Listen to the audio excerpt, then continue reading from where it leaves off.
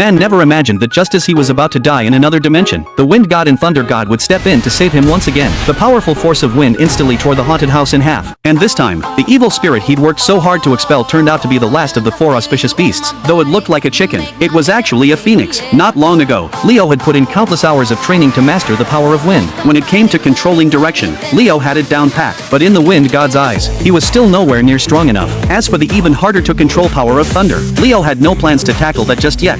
After all, lightning could easily char a sweet potato to a crisp, making it completely inedible. Suddenly, the doorbell rang. When Leo opened the door, he was shocked to find the Onmyoji Lucas collapsing right into his arms. Lucas looked completely drained. Apparently, just a short while ago, the Onmyoji team had discovered an exceptionally powerful evil spirit at a temple. The spirit had possessed a doll and even created its own pocket dimension around the area. Even the most experienced Onmyoji on the team couldn't get within 100 feet of the temple. When everyone was at their wits' end, Lucas thought of Leo. Although Lucas couldn't see the gods around him, he could sense divine beings protecting Leo. Maybe if Leo could tap into their power, he'd be able to enter the alternate dimension and perform the exorcism. Little did he know, this presumptuous request had already infuriated the mountain god.